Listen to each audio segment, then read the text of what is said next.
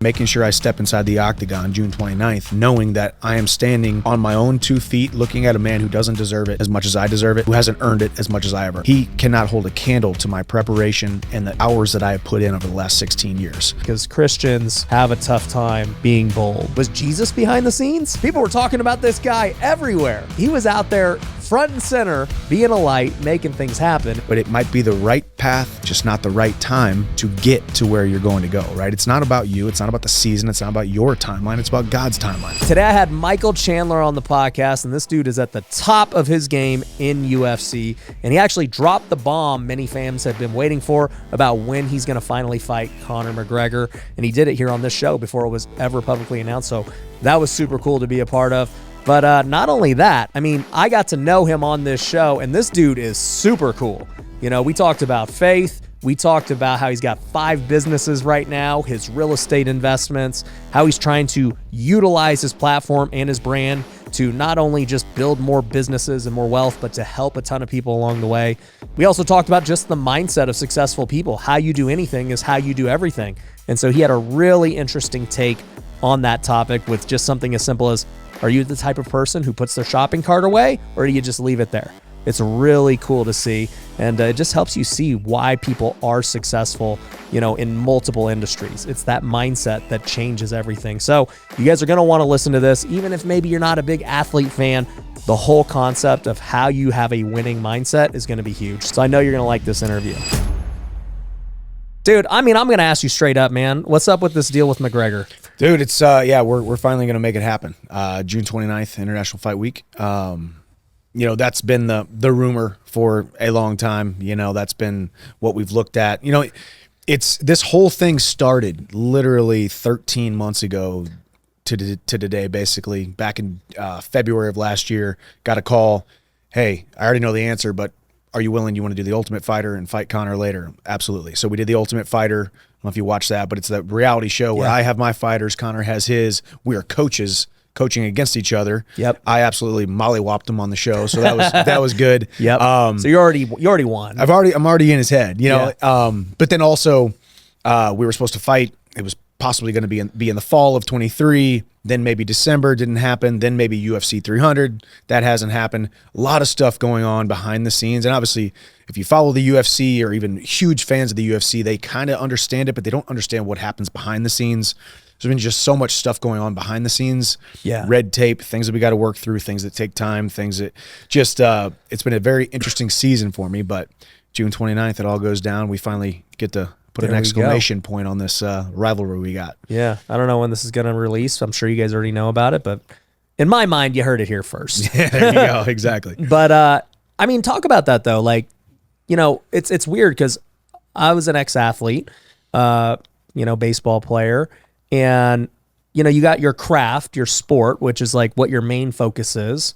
And then you got this whole business side, especially in fighting, where it's like purely everything is a business decision on when your next match is. Yep. Like, what has that been like, having to just sit on the sidelines, just kind of waiting? You know, it's, I would be lying to your face if I didn't say there wasn't days that it was definitely challenging, you know, but I think I never lost faith that this was all going to work out. Now, it wasn't going to work out on your timeline or his timeline, the fans' timeline, the media's timeline, you know, and I take it as a compliment because I do know, you know, and I try to say this humbly, but I go to the fights, I watch the fights, I bring a different level of tenacity and violence and speed and danger and craziness than a lot of people do. So people want to see me fight because I'm an action-packed, edge of your seat kind of guy. So people want to see me fight. They don't want to see me wasting time. But just like, you know, in business, fighting is a business. You have to make decisions that are best for you and your family. And this was always the best decision. It took a little bit longer than I wanted to. But I had enough assurance behind the scenes, speaking to Dana, the UFC brass, that this fight was going to happen. It just might take a little bit longer than we wanted it to. And truthfully, the positives, man, I've been fighting for 16 years now, came into the UFC, and in 3 years, did 6 training camps. I was the backup for one fight, one world title fight, made weight, did a training camp for that, and then fought every single one of the top 5 guys in the last 5 fights. So I came out hot. Yeah. You know, fight of the year 2021, fight of the night bonus in 3 of my fights, performance of the night bonus in 2 of my fights, you know, so I took some wear and tear. So the little bit of time off is good. And you don't, you know, as cliche as it sounds, you don't know how much you love something until it's taken away from you, right? And even though fighting wasn't taken away from me, I felt like it's been in the distance, right? And I haven't been able to do it. That's the thing that God called me to do. So it built this extra bit of motivation, gratitude, and just more realizing how fulfilling fighting is for me. Yeah. And now June 29th, we get to do it. So there were some positives in there, and made some money outside of the octagon, invested in some companies, built some companies. So it's yeah, you weren't just sitting around family. doing nothing. No, that's the thing, which is an actually interesting shift, because now I look at what I've done the last 16 months, and I'm pouring into the businesses, and I'm pouring into the brand, and I'm pouring into these things. And now I have to go into fight mode where I'm like, okay, I got to shut everything off. Yeah. Nobody call me. If you got a problem, figure it out. If you want to build this, hopefully build it on your own. Integrators and COOs. Exactly. Like, hey guys, just so you know, your boy's out. I'm in training camp. I'm going to be either at the gym or at my house sleeping, or the grocery store. Rinse and repeat. How long does training camp usually last? So, you know, for me, I always like to do a 12-week camp, 4 weeks pre-camp, where I'm kind of. So, I mean, you're basically starting right now. Yeah, I started about 3 weeks ago. Okay. I've been going down to Florida. I do my training camps down in Florida with my team. Got it. And then I live in Nashville. I do fly home every weekend to see my family, because I got 2 boys and a wife. And I made the decision as soon as we adopted my first son, I'm flying home every single weekend. I'm going to be as present of a dad as I possibly can. And if my career suffers for it, I'm willing to. I can sleep fine at night knowing that. You know, I love that. Maybe it was the right decision. Maybe it wasn't at the time, but then it turns out it's worked out completely fine. So my fears that I had was, my body going to hold up? Am I going to get sick? I'm flying around on all these planes every single weekend, missing flights, or flights getting canceled and all that kind of stuff. It's going to be extra hassle, but the best thing I will ever be is a dad. The best thing I will ever be, the most important thing I will ever be is a husband, to see those boys, how a man operates, how a man should operate, and the gold belts and the money and the lights. It's all really cool, but that's just something that I do, but it's not who I am. So I also want to just give you kudos for adopting too. I mean, like, it's such a big need in the world. Yeah, and very few do it. Yeah, and honestly, it's you know, and it's really funny too, because people were like, "Man, you gave those kids such a great thing for them," and I just think, man, they have done so much for me, man. My boys will never understand. How old are they? Hap is 7, and Ace will be 2 actually in like 6 days, April 19th. Nice. You know, they'll never understand how they changed me, how they grew me, how they stretched me, how I've matured because of them. And honestly, I feel like I can run through this wall right now because of I am Hap's dad. I am Ace's dad, you know? And honestly, I fell into it really. It was on my wife's heart since she was 14 years old. It wasn't something I had really ever thought about. And then when it became a reality, when marrying her and we really started talking about it, praying about it, seeking wise counsel about it, it was revealed to us that was the direction we wanted to go. And man, it's been just absolutely amazing. No, that's awesome. So, you know, obviously you spent the last 16 months kind of in a different world.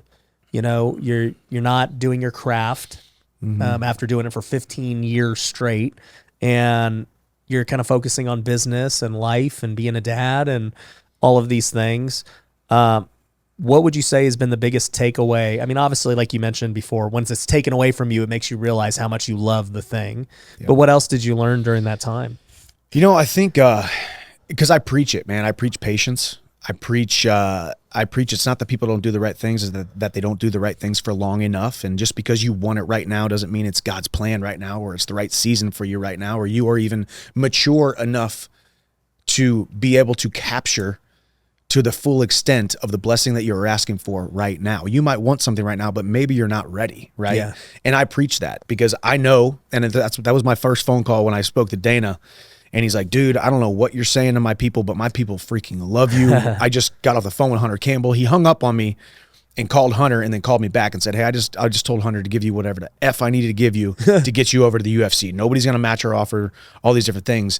And I told him, I said, Dana, man, I really honestly feel like it's the right time. I know I'm coming into the UFC a little bit older than most guys are, but a contract ago, 2 contracts ago, when I was 28, when I was 30, I wouldn't have been ready to be the man, the superstar, the fighter that you need me to be inside of the UFC. I wouldn't have been ready for that. I wanted that, but I wouldn't how have been big ready. was the temptation? Like, it was a temptation every single time. And it comes from so many outside sources too, right? You see the comments on social media. Gosh, I have this big knockout, run through a dude in 45 seconds, hold my belt up in Bellator, and people are like, okay, that's cool, dude, but we want to see you fight this guy. We want to see you fight Khabib. We want to see you fight Conor. Now Gaethje's over in the UFC. We want to see you fight Gaethje. So I saw that. I heard it. I was always a world-class guy up in that top 10 in a lot of people's minds, but I knew I was making the right decision for me, my family, my career, because patience is so undervalued for people, making the right decision, doing what you need to do, not what you want to do. Everything in me wanted to go to the UFC 4 years prior, 6 years prior, 2 years prior to when I signed in 2020. But what I needed to do was build myself. What I needed to do was continue to build my brand, continue to build my mind and my heart and my spirit up to be the man who is where he needs to be able to capture everything that was about to happen. How did you have so much self-awareness? Because so many people, right? I mean, obviously we live in a culture of, I want it now, right? Yeah. That's one thing. But the second thing is, when you are having a lot of success, you start to hear it from other people. And so everybody's telling you you're ready, you're good, let's go, time to level up, time to scale. And we see this in business too, right? Like, I know for me, like I'll see things on social media and I'll be like, oh man, dude, I should really kind of like push it now. Like, okay, they just did this, I could do that.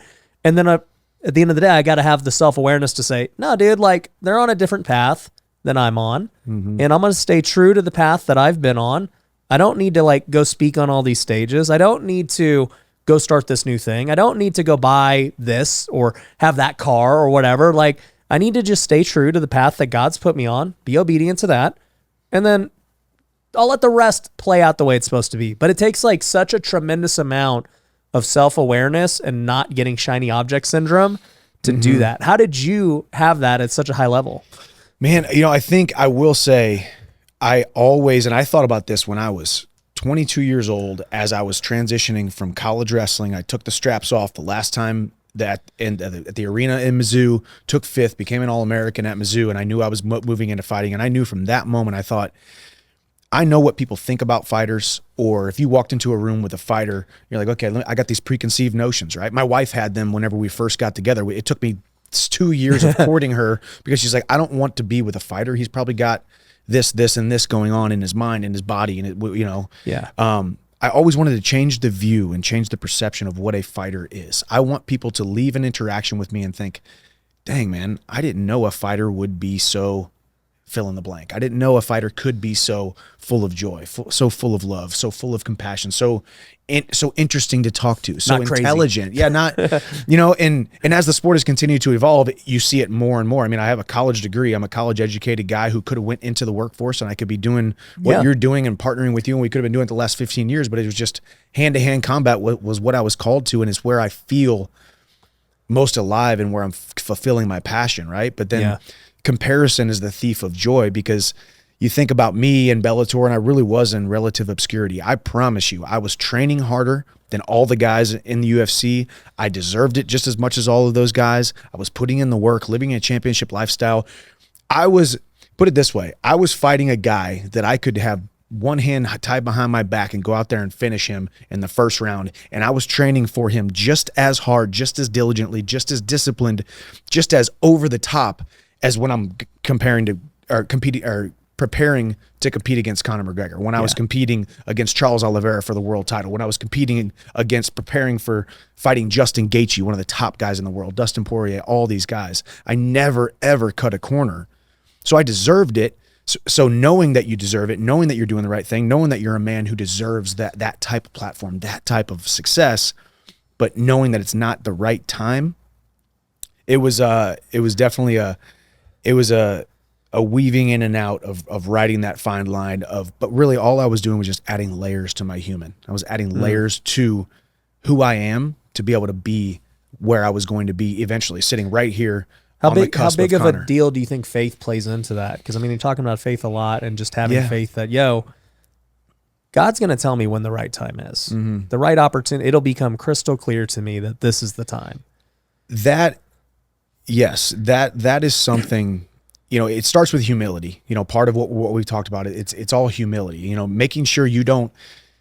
Sometimes for me, I hated the view I had of myself at some point. Like maybe it wasn't high enough, right? Because we got to have self-confidence. We got to love ourselves. We got to believe in ourselves. We got to go shoot for the moon. Yeah. Right. Yeah. But there's a certain amount of humility where it's like, don't outpunt your coverage. Don't go too far, too fast. Don't grow too far, too big, too fast. Because that's just the fall is very far, right? Yeah. And you're going to hit the bottom and it's going to be very painful, right? So just these small incremental steps, right? Just last week I was on stage at the 10X conference, right? And Grant was like, hey man, tell me what 10X means to you. And he's probably thinking, we want to think big, right? But it's like, okay, I might have a 10X future, but that 10X future is 0.01X every single day, right? And then it's the slow, incremental, boring, brick by brick building that we finally get to that point, right? But I think, man, I always did just know that it was going to work out. And I knew that eventually I'd be right here and I would be one of the biggest fight superstars in the UFC, fighting Conor. I knew I would be getting here, but I never got too far ahead of myself, right? And I knew the door would be open right at the right time. And just to think about how it all was orchestrated so perfectly, me coming into the UFC, Conor and Poirier were just fighting. I fought on the same card as them. They were tied up in a trilogy. Khabib retires right when I come in. And since Khabib retires, I get the title shot because Conor and Poirier are fighting.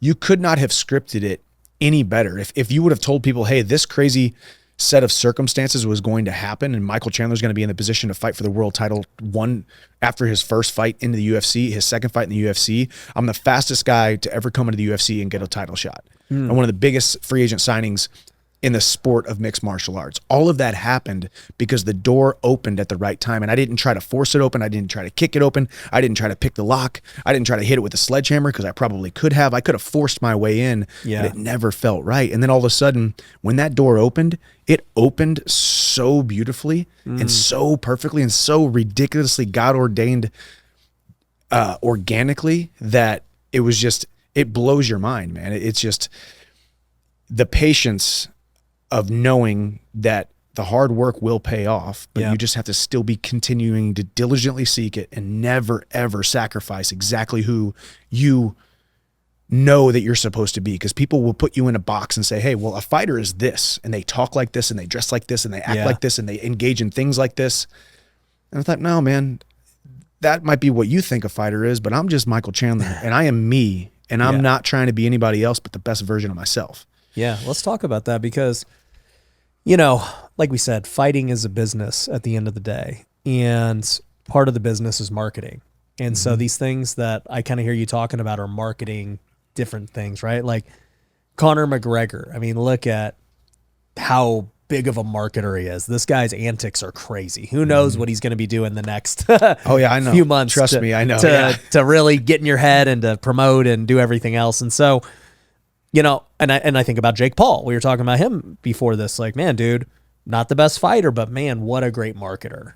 And you're over here saying, dude, I'm just going to be me, and that's enough. I'm going to focus on my craft. I'm going to be me, and hopefully, people like me for me.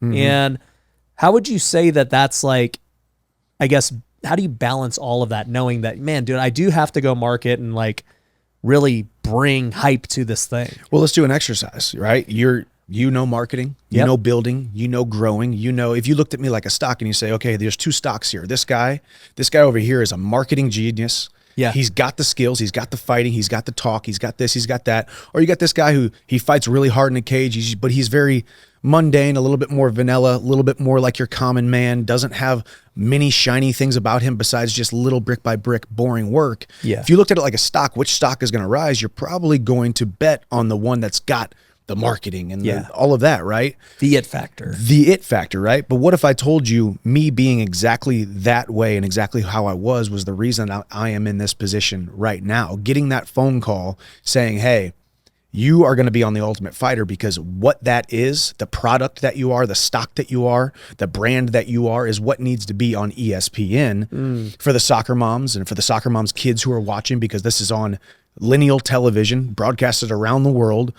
It's got to be clean cut. It's got to be a little bit more wholesome. It's got to be what you are and not that. Yeah. Not what a lot of guys are. And there's nothing wrong with that, because those guys can operate in that way, and that is in their personality and their soul, and they can sleep at night knowing that they're still being true to a version they're still of themselves. being true to the version of themselves. Right now, if I tried to do that, I know I'm being fake and I know I'm being phony, and I will lay my head on the pillow at night thinking, gosh dang it, I should not have done this. I should not have said that.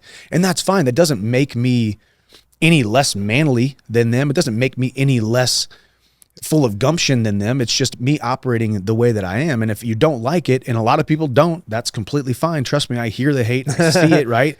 And that's fine. You're not going to be everyone's cup of tea. And I had to give that up, especially when I came to the UFC and became who I've become. But I'm just operating within exactly who I am. And if it didn't work out, at least I lay my head on the pillow at night knowing I never sacrificed who I am. Exactly. And that's worth its weight in gold. That's more important, because you play the long game. I mean, the amount of people that we both know that I've sat in the room with, and they're like, dude, fighting is this little cool thing. It's a chapter of your life, and you have no idea the amount of money, influence, platform that you're about to have after you lay the gloves down, you know? And you hear that, and God is speaking through other people who you know, love, trust, and respect. Yep. And you're like, okay, well, really, I'm just here doing this really cool thing. And I love that you said the word shiny object, because really the shiny object for me is fighting that gets people to look, and they think, oh, wow, I like the way he fights. Look at the blood, look at the ferocity, look at the vigor that this guy operates with. Now let me peel back the layers. Oh, wait, he's a man of faith, or man, he's a father, or he's got sons, or he's tries to be a good husband, or he's building businesses. And there's all these different layers, but the shiny object is mixed martial arts, fighting in a cage in front of millions of people, that gets people to go, wait a second, let me take a look at this guy, you know? And someday that'll be gone. So all I'll have left is who I am, what I created, and how I operated. And I'm trying to do a pretty good job at that. And I fail sometimes, but we're moving forward. No, we all do. I love it. Right. So, you know, just thinking about it, right? You're talking about at some point it's going to end, right? Mm-hmm. You're 38 now. A lot of people don't know that. You and I were talking about that. You look a lot younger. And because you've only been in UFC for a few years, like, people may not realize that about you. So, you know, as an athlete, you know, I played professionally for 8 years, and I played in the minor leagues. So I never got the big payday or anything like that. But I always was very aware of that, you know, athletes have a finite life to their career. And once it's done, it's done. You're pretty much, you've lost all your opportunity to, you know, earn a lot of money. Now, I think the world has changed with social media and, you know, becoming a personality and everything else. So you'll be able to continue to earn, you know, lots of money as, you know, everything else that it leads to. But what do you see in your future as far as, you know, when this could end and, you know, what happens after? You know, I don't know when it's going to end, you know. I got a couple fights left in me for sure, a couple big fights. You know, obviously this next one is the pinnacle. This is the biggest fight that you can have in the sport of mixed martial arts. Conor is the biggest combat sports superstar.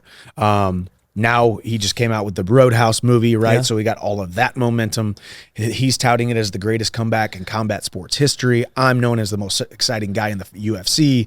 We got a rivalry going on, you know, so this is the pinnacle. This is going to be, but then again, once again, you think you get to the pinnacle, and then all of a sudden you're like, well, watch what God does next, right? Yeah. You know?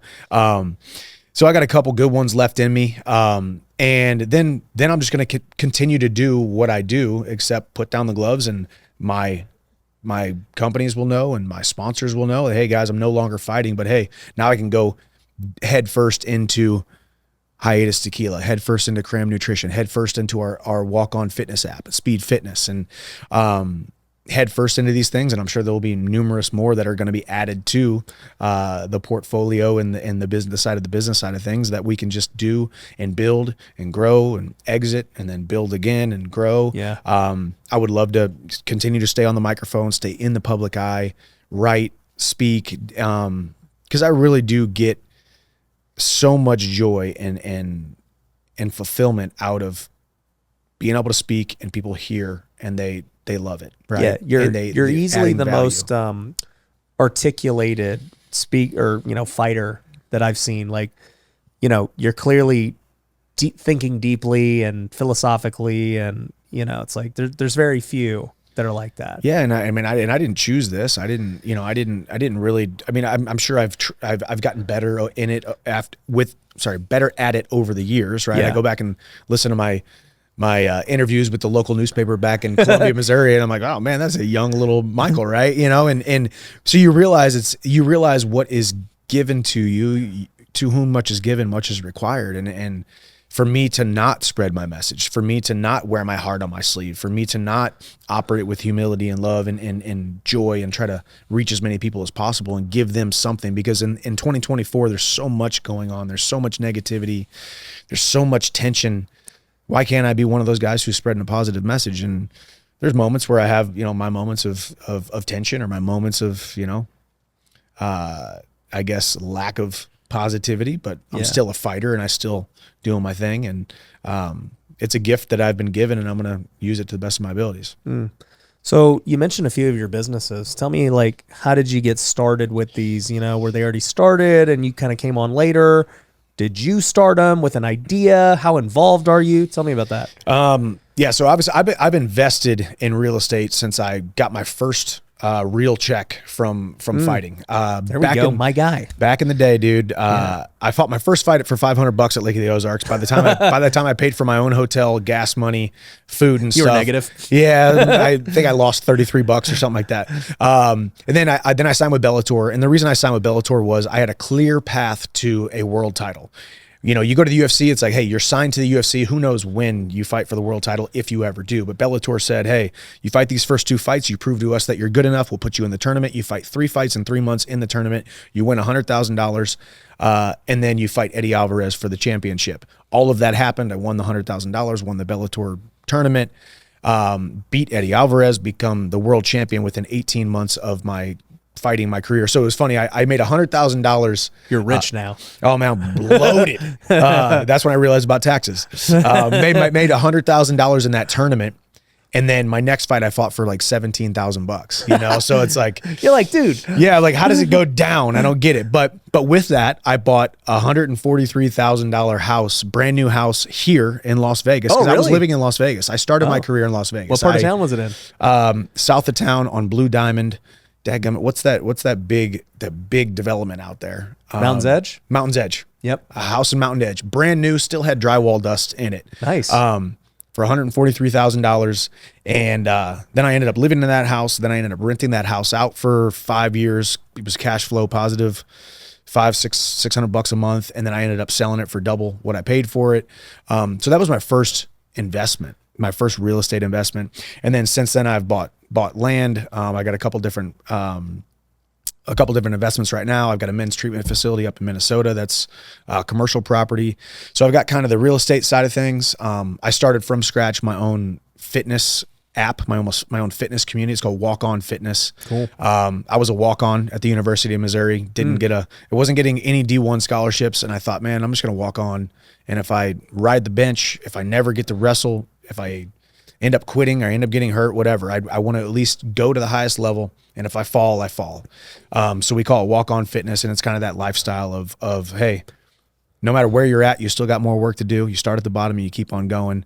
So what do they get when they sign up? So we've got a bunch of different programs, a bunch of different ones of my programs. I've got some very, very entry-level stuff and then some more advanced stuff. Because obviously if you see the way that I work out, it's jumping, it's creating power, it's creating speed and explosiveness and jumping higher, running faster, getting stronger. So I got my kind of athlete programs. My great friend and longtime trainer, Jeremy Holt, he's now an owner of our company as well. My wife's trainer, Daily Swan, she is an owner as well. So we're bringing people on in an equity capacity. They are creating their programs. I'm creating my programs. We're bringing Mega Fit Meals on as our exclusive meal prep company, right? So you can come in. We call it the triangular approach, right? The fitness, the nutrition, and the mindset. So we're going to keep adding more mindset, more education.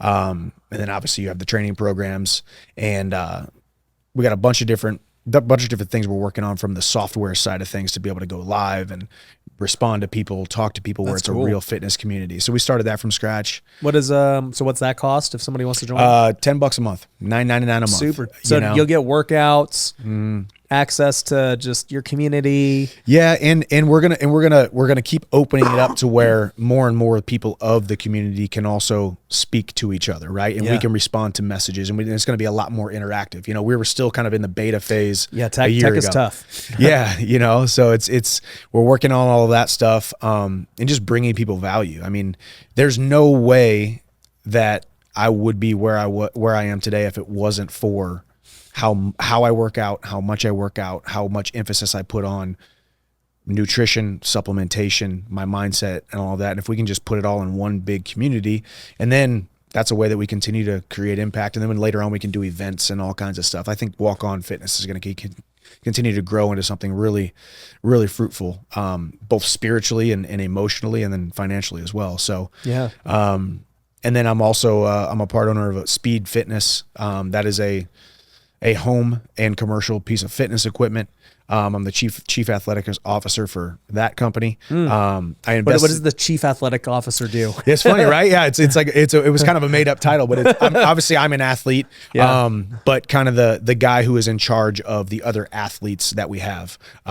Your job's to get more recruits. Yeah, sign people. more recruits. Just with us meeting, talking about, hey, how can we continue to integrate this into more sports teams, right? How do we get a couple of our speed machines to the Miami Marlins, or how do we get it out to the LA Rams, you know? And then just being a point of contact for those guys, right? From a business side of things, also from an athlete side of things. You know, it'd be hard if, you know, Justin Fields or Cole Kmet is like, hey, I'm going to talk to this guy who's the CEO, but he's he's a business guy, but he's not an athlete. He doesn't understand certain things where I kind of, you can bridge. I definitely don't understand the CEO as much, but I understand the athlete and a little bit of the business, right? Yeah. And then I invested in Hiatus Tequila. I'm a tequila guy. It's my drink of choice. And I was going to start my own. Okay. But then I discovered Hiatus, met the owner. And then the first 5 minutes, I was like, okay, this is exactly what I would have tried to create from an aesthetic standpoint, from a taste standpoint, from an unwavering attention to detail to doing tequila the way it's supposed to be, with no additives, doesn't have any stuff added to it. It's just the agave cooked down, fermented, thrown into a bottle, you know? So that's been fun. And then we got Cram Nutrition, who is now the official PB&J of Power Slap. So that's happening this weekend. I can't believe that's a thing. Yeah, it's and it's a big thing, man. And it's if you've ever gone, you should go out to one of those shows, man. It's pretty nuts. So that's been cool, and that's just a excuse me, that's just a healthy version of the on the go PB&J Uncrustable. Technically, you know, it's the healthy Uncrustable. Yeah, but you look at the different ingredients. We're organic fermented sprouted bread, no sugar added to our jelly. I mean, everything that I put my hand to is something that I will put my name behind, and I would actually ingest food, or I would use from an actual lifestyle standpoint, right? Yeah. So that's been great, and we got a lot more things that are probably going to come down the pipeline. Yeah, no, that's sick. No. You have you talked to Conor at all about, you know, selling his whiskey and everything else, and like inspiration just from like seeing that? I have not, but I have heard the criticisms of you know, oh, this guy wants to be Conor so bad he started his own tequila. You know, it's like, well, here's the thing: everyone has like a tequila or a whiskey or something now. Exactly. You know, I mean, it's for me. I always looked at it, and my wife and I, that's what we like to drink. You know, when we do enjoy an adult beverage. Yeah.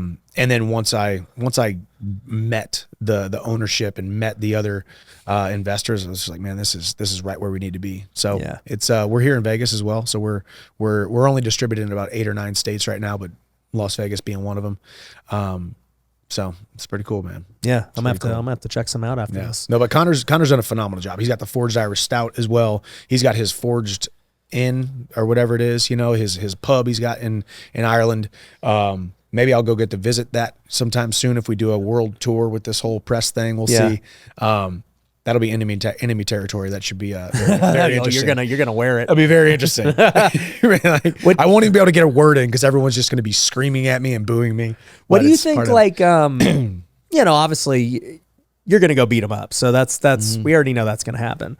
But what do you think he's done so well on just outside of fighting? I mean, like you said, he just did Roadhouse, very successful companies, doing a great job, like on that standpoint.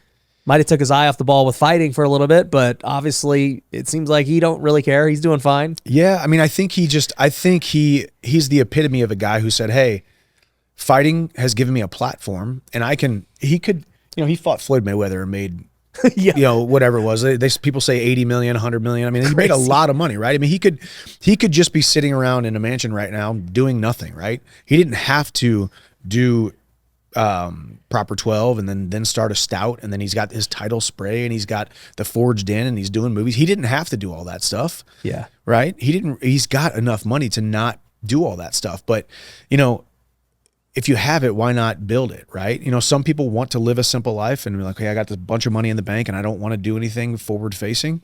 Conor wants to and needs to be forward facing and build businesses and be the face of things. And I admire it. I respect it. Yeah. It seems like you're of the same mindset. Yeah, I am. Mine admittedly is on a smaller scale, but my goal is to get there someday. Yeah. But just because he's got more money than me doesn't mean he's happier than me or, because it'll buy you a really nice house, but it won't buy you a home, right? Yeah. It'll buy you a really nice bed, but it won't buy you a good night's sleep, right? Yeah. It'll buy you a bunch of friends, but it won't really buy you a real true companion, right? So the money is just the byproduct of what we're doing. It's the monetary manifestation of the things that we're doing, right? Yeah. And it continues to grow if you could continue to stay on the right path. And he's done a great job of it. And I respect it and I admire it. And I have no problem admiring certain things about a guy that I have to go hop into a cage with because he can't bring the money in. He can't bring all that stuff don't in. Matter. And that's why people love fighting, right? That cage door closes. He's got 4-ounce gloves. I got 4-ounce gloves, and we got a specific rule set and a allotted amount of time. May the best man win. Yep. None of the other stuff matters. Yeah, exactly. I love it. So, we were talking about this before, but we have a lot of mutual friends. One of which is Ed Milet, and you said, you and him have become really good friends over the years, and I've heard him talk about it too. And you're really working hard, like just mindset wise with him. You're like saying, man, if I'm going to go spend all this time training physically and everything else, I need to take my mindset just as serious, during this 12-week prep. So what's that look like? Yeah. I mean, the biggest thing, our theme is, right, I've earned this, because in a world these days, like we said, full of entitlement, where people think they have earned things that they really haven't, right? In an age where people want to ask for things that they don't deserve, I've always been the guy who's like, hey man, I probably deserve this, but I'm going to go ahead and work until it's crystal clear that I deserve this, right? So making that transition, making sure I step inside the octagon June 29th, knowing that I am standing on my own 2 feet, looking at a man who doesn't deserve it as much as I deserve it, who hasn't earned it as much as I have earned it. He's earned the notoriety. He has earned the money with the businesses. He's earned everything, but from a pure physical standpoint and living his life like a champion athlete, he cannot hold a candle to my preparation and the hours that I have put in over the last 16 years. Visualization, and Ed and I talking about it, going through things, dress rehearsaling, reminding myself what I have accomplished, because one of my biggest,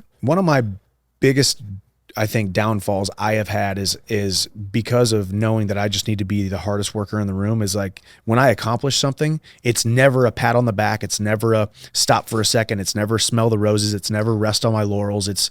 But it's a positive thing because you don't want to ever become complacent, but it's also a negative thing because if you don't remind yourself of what you've accomplished and how far you've come, it's hard to continue to increase your self-image. You increase your self-image by realizing and taking a hold of the fact that, you know what, I do deserve this recognition and praise that I'm getting right now, right? I very rarely looked in the mirror and thought, you know what, Michael, you deserve this, man. I would look in the mirror and say, okay, cool, well, you did it, but you're supposed to keep going. Just keep on going, because that doesn't matter. Today is going to end and tomorrow's a new day. And it's a very positive thing because that means I'm never going to waver on the hard work and the attention to detail. But from an actual spiritual, mental, emotional, and self-concept standpoint, you have to be proud of yourself, because if you don't believe in yourself and be proud of yourself, then nobody else is going to, right? You are the most important sale. The first sale is always to yourself, right? So looking at my career, getting in my journal, writing it down, speaking it audibly, visualizing it, and realizing that, yeah, it's crazy to admit. It maybe is a little bit uncomfortable to admit, but I deserve to be right where I'm at, right? And for a long time, I was afraid to do that because pride comes before the fall, right? And it sounds like arrogance, maybe, and right, the arrogance and the narcissism, right? And one of my favorite quotes too, right? I don't know if it was Marianne Williamson or who was it?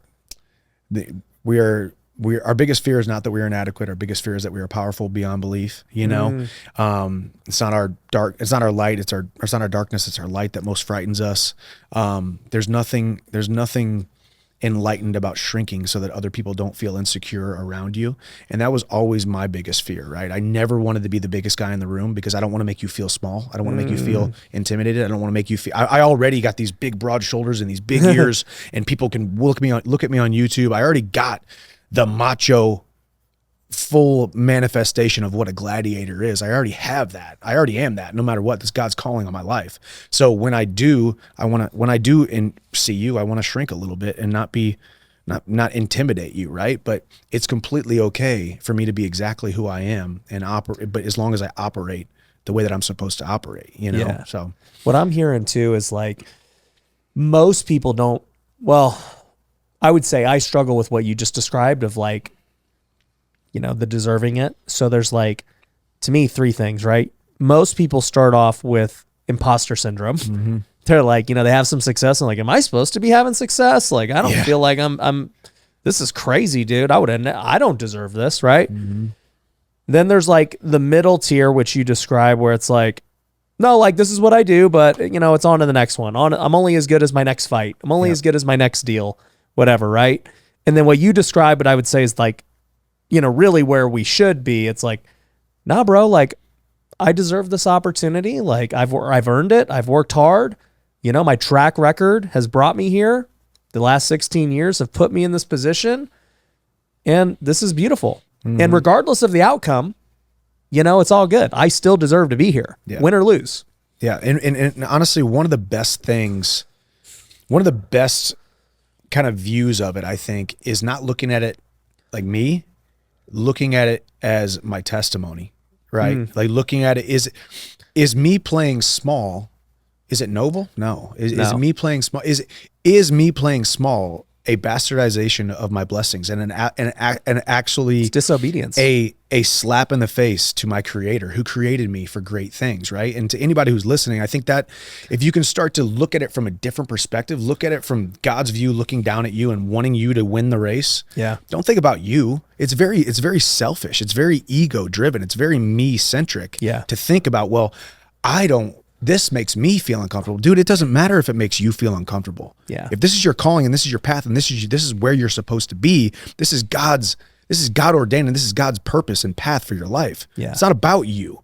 It's about him and him and him who are your onlookers, right? Because you have such a great crowd of witnesses. And when you get there, and even me saying it with that much conviction in my voice feels a little bit uncomfortable because it's like, well, hold on, man, don't get ahead of yourself. You sound a little bit too cocky right now, but it's not about me. Yeah. Right. It's about my testimony. I'm a living testimony and I have a spirit that is alive inside of me that gets the opportunity to be where I am at, to be able to touch people that I may never, ever come into contact with via camera screens and via TVs and via microphones.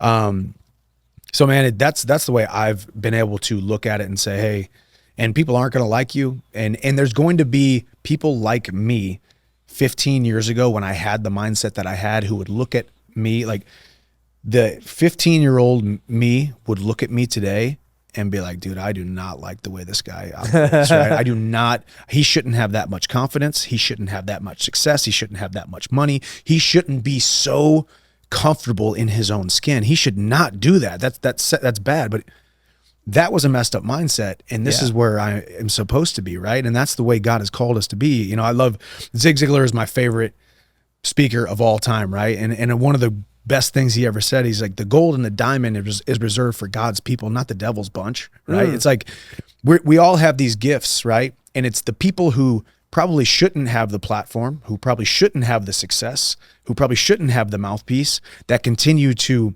pass all of us up because we are afraid of success, or we are afraid of rubbing people the wrong way, or afraid of growing too big because of how it makes us feel, but it's not about us. Yeah.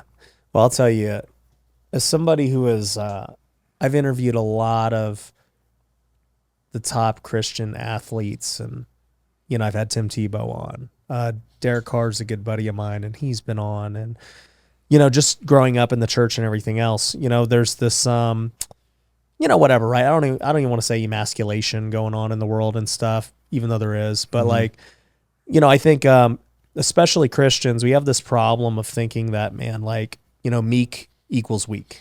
And that's not the case, right? Like, meekness is just simply power under control. Yep. And, you know, the point of walking around the way you just described is like, dude, they know that you got power and you choose not to use it. You choose only to use it on Conor, right? Yeah. You know, but you could do it at any point. And, you know, that's the same thing Jesus had. You know, he was fully man and fully God while he was here. He had the power to do whatever he wanted to do. And yet he only chose to use it when the time was appropriate.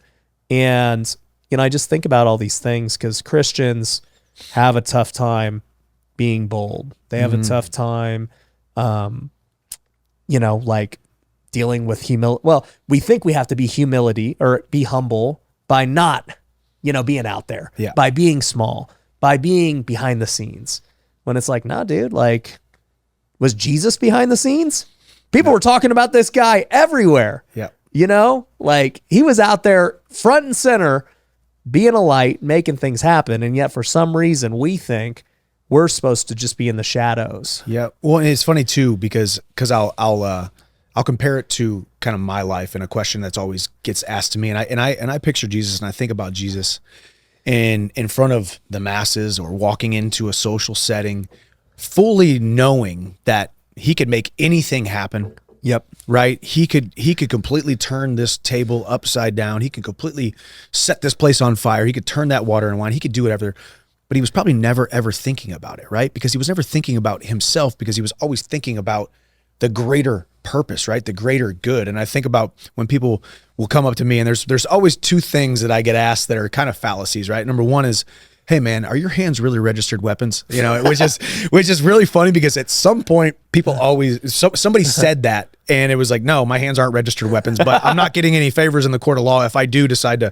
get into a street fight tonight, I'm probably going to go to jail. Yeah. Even if I was defending somebody, right? Yeah. And then the second one is, hey man, what's it like to walk into a room and know that you can kick anybody's ass here? And I'm like, I have literally never had that thought. I have never walked into a room. I can take him out. Yeah, I've never walked into a room and been like, all right, hold on, let me start with the biggest guy. Where's the biggest guy? Oh yeah. Yeah, I got him. He looks a little bit scary, but I would absolutely smash that. I've never thought about that, right? And and once again, I think this comes off a little bit, I don't say this to impress people, like, hey, look at me and how I operate, but I say this to impress upon people. It's not about me. It's not about you. It's about the greater vision and the greater calling on your life. And yeah, for me, it's fighting right now. But I'm always just thinking about how I can serve. What is my purpose here? My purpose is to leave this room better than when I walked into it, right? And so just taking the me-centric aspect out of it, the me-centric kind of view of it out of it, and realize that I am just a small piece of this puzzle that's called the earth right now, with 8 billion people on it, on this short window of opportunity I have to be a fighter, or be a businessman, or be alive for these 80 something, 90 something, 100 something years. And at some point you want to get to that moment where you hit the pearly gates and God's like, dude, you did everything, every single thing. Yeah. That I gave you all these gifts, and you'd made the best of them. Yeah, you fell short here, and yeah, you made some mistakes, but dude, you did a pretty darn good job. Well done, my good and faithful servant, right? And I've heard Ed talk about a similar thing of, like, you know, meeting the man that he could have been, you know, when he dies. And, you know, it really makes you think, like, once again, back to living every day with excellence. You know, a verse I've really come to like is Colossians 3:23, where, you know, it's talking about, like, man, dude, do everything with excellence, not for humans, but for God. And you brought it up earlier. It's like, man, God gave me all these gifts, all these blessings. He allowed me to steward all of this stuff, my family, wealth, how I use my voice. And if I'm just lazy with it, if I'm just taking it for granted, if I'm just whatever, like what a waste of talent. Yeah. It's the parable of the talents, right? There was the three, one was given 5, one was given 2, one was given 1, and the one that had 5 turned it into 10. The one that had 2 turned it into 4, but the one that had the 1 just buried it and held it and gave it back to the master, and it was only 1, right? And that was the blasphemous one, right? Because we are all given gifts, and part of the reason why we don't reach our full potential too is we do point the finger, or we say, well, I have this, but I need more. I should have gotten more. It all goes back to and stems to gratitude. And people say, hey, what keeps you motivated, right? Now I have this huge platform and I am successful and I've got everything, but it's being grateful for what I do have. I have so much to be thankful for. And I have my moments, and I have to catch myself and be like, wait a second, I'm acting really entitled, and I'm not operating in full gratitude right now. Because we have all of the talents, and we have more talents than we think that we do. We have more blessings than we think that we do. And you are taking away the power of all of those blessings that you have by not being grateful for them. Or playing it safe. Or playing it safe. Like the guy with 1. Exactly. What's interesting about the parable of the talents that many people don't know is that, the guy who had 1, he buried it, and, he thought he was playing it safe and whatever. And the master comes back and he's like, bro, you're evil for playing it safe. I gave you this talent, and you did nothing with it. And, the master takes it back, but then he gives it to the guy with 10. So the guy with 10 now has 11. And it's an interesting thing to think about because, the guy with 10 did everything right. And then he was given what he didn't even deserve. He got an extra talent. Even more, yeah. And I've seen that play out so many times in life where it's like, why does this guy keep getting all of these blessings, Well, God says, what I can trust you with little, I'm going to trust you with even more. Yep.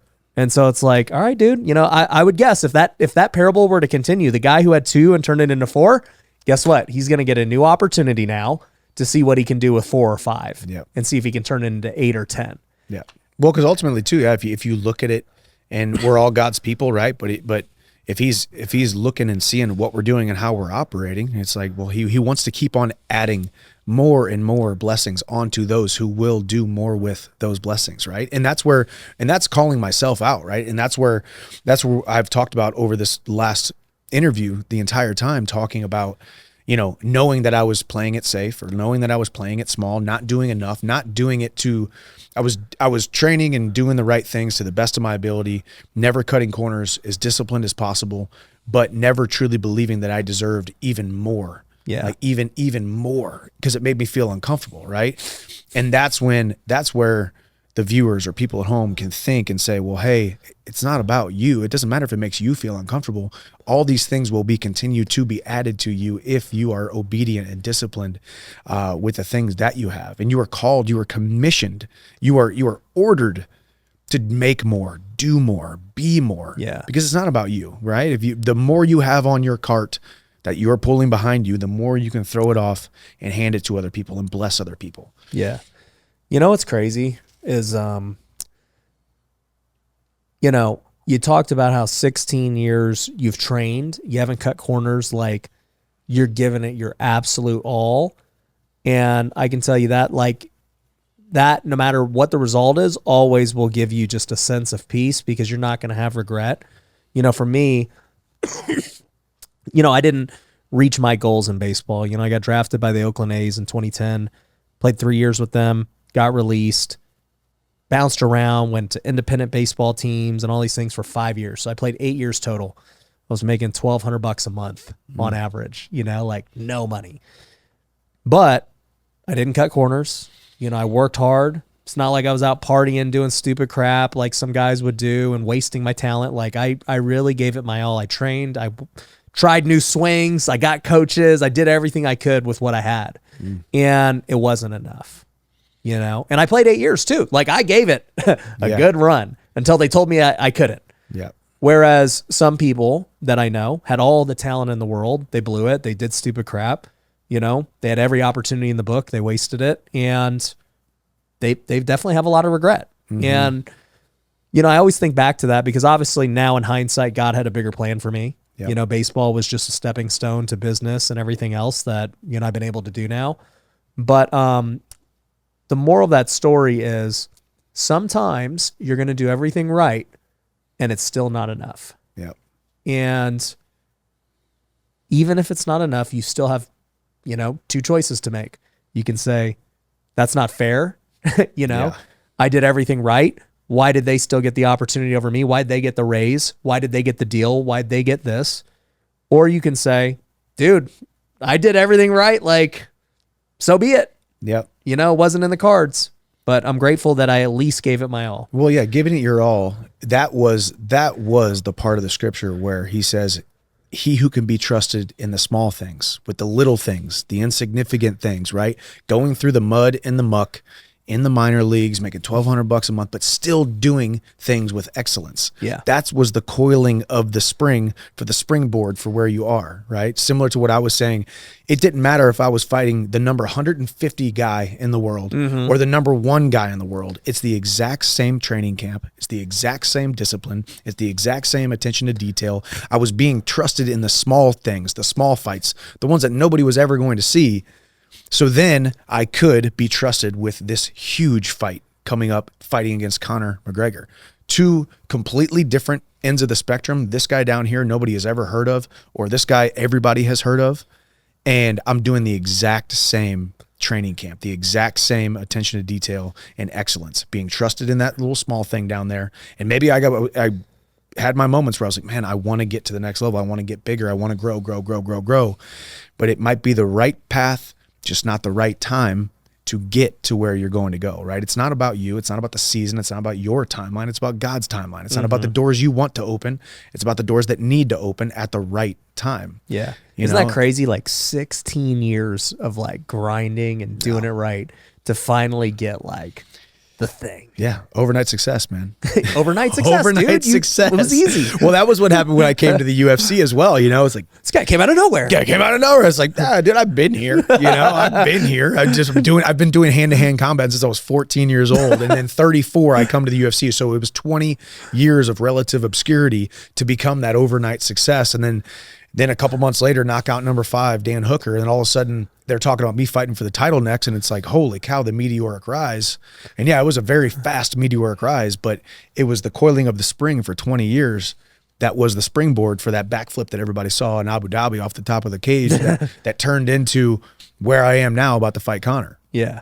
People don't see it. It's crazy. No, but part of it is just awesome, man, because once you get there, once you get to this point, you look back and there's so much pride and there's so much, you'll never, ever, ever be dissatisfied, like you said, with doing the right things. Yeah. Knowing that you're doing it the way that you're called to do it. Know that you're doing it above board, knowing you're doing it better than anybody else. Like I can honestly say that I guarantee there's nobody who lives a better championship lifestyle than me in the entire sport, maybe the entire history of the sport. And there's so much pride that comes into that. And that just continues to add to the layers of, I do deserve this. Let's talk, what does that look like, dude? Because, you know, there's a saying, how you do anything is how you do everything, right? So what does the championship lifestyle look like on a day-to-day? What are you doing so different? The funny thing is I'm not doing anything crazy different. I'm just doing it more consistently. You just do not everyone else. I don't. Yeah. I mean, my confidence is derived from the fact that I just took my supplements a couple hours ago this morning, and I haven't missed a day of my supplements. You didn't take the pizza I offered you. I didn't take the pizza, but that was just because I had just ate breakfast. But you know, and it doesn't matter if I'm gonna short sleep tonight because I gotta hop on a flight tomorrow morning at 5 a.m. If I need to pack my supplements, and it might be 16 different little bags that I need to put together, and it might take me 34 minutes.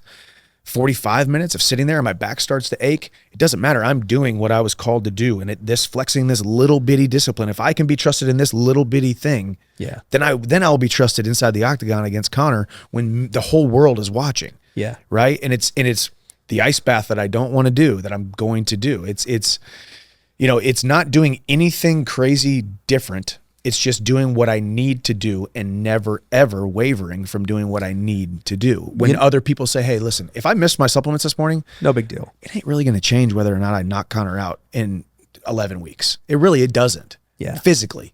But emotionally, spiritually, from a God-ordained, a universe, a serendipity standpoint, everything you do, everything that you accomplish, everything bad that happens to you is stemming from the small little things that you're doing or not doing, the thoughts that you were having.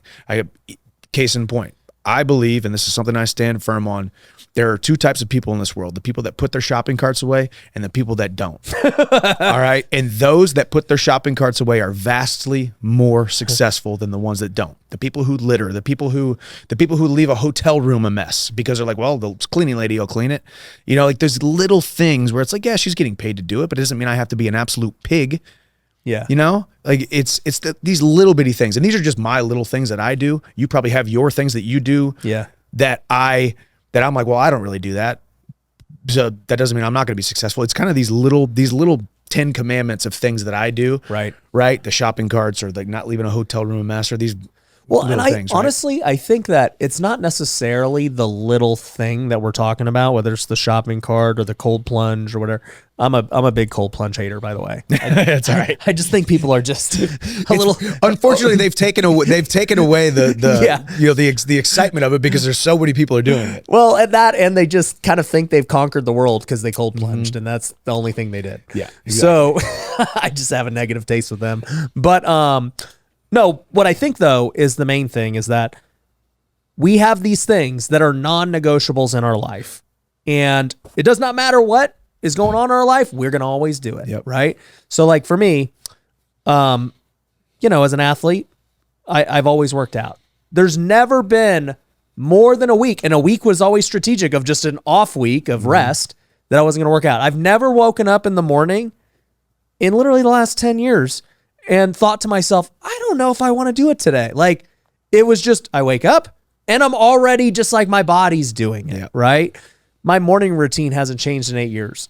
I read my Bible and pray every morning. It's not that I have to force myself to do it.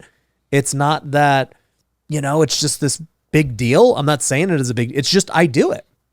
We've had a Bible study for the last 7 years, and I kind of I call out our guys in our Bible study all the time because it's an hour once a week. Mm-hmm. And then I'll get guys, it's for business people and stuff. And, they're like, man, dude, it's tough this week. Like I got a showing or a thing or a whatever. And I'm like, I mean, it's an hour a week, dude. Mm-hmm. Like, it doesn't change. So clearly you decided that something else was more important than this because you scheduled this during this. Right. And I go, I've run this thing for the last 7 years.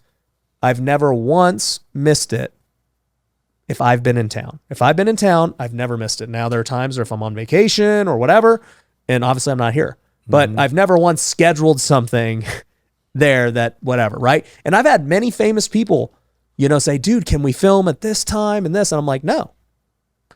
Like we can film after, we can film later in the day, but I'm not going to film during now because it's a priority to me. Mm-hmm. It's a non-negotiable for me. And so, I have other things like that in my life, but those would be like some big ones. And it's to me like those decisions that define you. Yeah. And I have other things that maybe aren't, I'm bad about. Like I eat ice cream like at least 5 times a week, Yeah. But like my health is where I want it to be. I'm not trying to be like at 6% body fat. Like I'm not getting in the ring. Yeah. But if I was, I would totally, take things differently. But I think everyone just needs to understand, like, most people are so wishy-washy about everything in their life. I might make the calls today. I might work out today. I might pray today. I might, tell my wife I love her today. Mm-hmm. It's so weak. Like, what I'm hearing from you is you just have these things that it don't matter what's going on. I'm going to take my supplements. I'm going to put my cart away. I'm going to make my bed. I'm going to get in the cold plunge. I'm not missing this stuff. Whatever it takes. And honestly too, yeah. So where it started for me was I I knew I wasn't where I needed to be mentally. And the one thing that I knew that I could control is the hard work and the discipline, right? Because it doesn't take any talent to be disciplined. It doesn't take any socioeconomic status to be disciplined, right? Whether I show up to work or not, or whether I show up to work out or not, and work out to the best of my ability has nothing to do with talent, right? It's just about effort, showing up, right? So I knew I had to do that. But then also as I've grown, realizing that the most important aspect of creating a healthy self-image is making promises to yourself and keeping them, right? The justifications that you just talked about, well, I got this thing or I got that thing, those are little justifications and you're breaking a promise to yourself. Now, what does that mean? What are you get away with it and maybe it doesn't really change much in the long run, but when it does become a habit, if you are breaking promises to yourself, you got to ask yourself, do I trust myself to get the job done? The answer is probably no if you break too many promises to yourself. Now, if I break a bunch of promises to myself, and I can't trust myself, am I ever going to be able to trust myself when that cage door closes and I have to go fight this guy in front of millions of people? For my life. It's all about trust. You have to be able to trust yourself.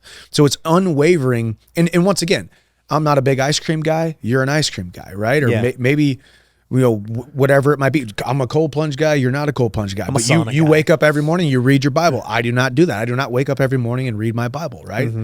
So there's these different things, and yours is unique to you and keeping the promises to yourself, and mine are unique to me and keeping promises to myself. But as long as we are both keeping promises to ourselves, you are going to continue in a forward trajectory of the way that you see yourself, and I am as well, right? Yeah. And I think that's a call to action to so many people because it's so easy, especially today. Our grandparents had less things that they had to do, and their grandparents had less things that they had to do, or less distractions, if you will. I will admit it is very hard, a little bit more hard to be focused in 2024 now because there's so much going on. So prioritizing those commitments and those promises that you've made to yourself and then sticking to those promises, even if they're tiny little things, you have to have your little non-negotiables that you can say, hey, I did it no matter what. And yeah, I'm not going to get any credit for it. Nobody's going to see it, right? Nobody's going to pat me on the back for it. But me, I know that if I can be trusted in this little thing, then I can be trusted when that cage door closes. Yeah. How do you find, I have the attitude, you have the attitude. I don't know where mine came from though. I don't know if you know where yours came from, but how could somebody listening to this who does not have that, where do you find it? Well, number one, I will admit I had phenomenal role models. My mom and dad didn't have a lot, but they weren't missing a dang thing, right? We were a middle-class family. My dad was up every single morning at 5 a.m. putting his work boots on. He's a union carpenter. My mom worked 2 and 3 jobs with my grandpa's businesses to give me and my brothers a life that they wanted us to have, right? So I had phenomenal people to look up to when it came to work ethic, right? Now they had their faults, a lot of faults that I had to kind of peel back the layers and say, hey, I love my mom and dad, but their view on this is different than my view on this, and we're living 2 different lives. But the work ethic was the one thing that was it was a non-negotiable. You do the right thing and you be a good person. Yeah. But to anybody listening, I think you start small, just like anything, right? If I started my career and thought I was going to be fighting Conor McGregor in the first year of my career, no. You got to check off the small boxes before you get to the big ones, right? So making your list right now today of 5 things that are easily attainable that can be done, and do them for a week, do them for 2 weeks, do them for 2 months, and then start adding more, taking some of those easy things off that become, like you said, you don't think about getting up and telling yourself you need to go work out. You just get up and your body is already in motion, right? Yeah. So then it becomes your body is in motion. You're creating these small habits, or you're creating these small voluntary actions that turn into habits, and then those habits become bigger and bigger and more impactful, and then before you know it, you're able to trust yourself doing bigger and bigger things. Yeah. No, I love it, dude. Well, bro, I'm excited for you, man. This fight with Conor is going to be epic. It's going to be good. I don't go to a ton of fights, but I'll go to this one now, and dude, it's going to be crazy. Yes, any final words, or just Conor's just going to get whooped? Conor's going to get whooped. I've said second round KO. Second round what we're looking at. Okay. I want to bury him. Any way you're going to do the KO, or are you going to leave it a surprise? No, it could be on the feet. It could be ground and pound, or I might make him just give up and I'll choke him. Either way, I'm finishing him in the second round. But man, I just think it's my greatest moment of opportunity, and I'm excited to go do it. And Yeah, man. For anybody listening, I mean, I am the blueprint for, it's not that people don't do the right things, it's that they don't do the right things for long enough. And the hard work will eventually pay off. Yep. You just have to still be there, standing there solid on your own 2 feet to be there to receive it when it does. And yeah, man, the blessing is coming, and it just took a while. Brick by boring brick, we built it, man. Yep. I think the key here, guys, is don't give up. Just keep working hard, doing the right things, and the rewards will come. Well, guys, hope you enjoyed this episode. Go check out that fight. Go check out Michael's businesses, too. I'll link to them down below, and we'll catch you on the next one. Peace.